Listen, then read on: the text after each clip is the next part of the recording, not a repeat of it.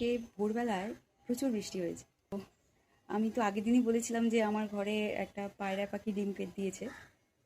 তো এই জিনিসটা দেখাই তারপর বলি।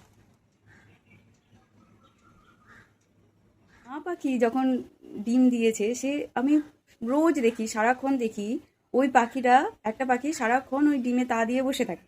আর আরেকটা পাখি আসে, সে মাঝে মাঝে যখন আসে তখন তো আর জানলাটা খুলতে পারি না, ভয় পালিয়ে যাবে।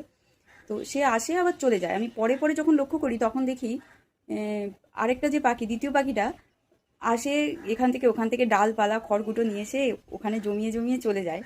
আর আজকে উঠে আমি দেখলাম কোথা থেকে একটা প্লাস্টিক পলিথিন নিয়ে এসছে, নিয়ে এসে গাছের চারদিক দিয়ে ঘেরে দিয়েছে, যাতে জলটা, বৃষ্টির জলটা ওই মানে মা পাখিটার গায়ে না আসে বা ডিমগুলোর কোনো ক্ষতি না হয়। আমি আমি প্রথমে ভেবেছিলাম যে প্লাস্টিকটা হয়তো কোথাও থেকে উড়ে এসে ওখানে আটকে গেছে, ওদের অসুবিধা হবে। আমি জাস্ট হাত দিয়ে একটু টেনে খোলার চেষ্টা করলাম ফার্স্ট, কিন্তু তারপরে বুঝলাম না, ওটাকে ওইভাবে জড়িয়ে ওরা রেখেছে যাতে ওর গায়ে জলটা না পড়ে।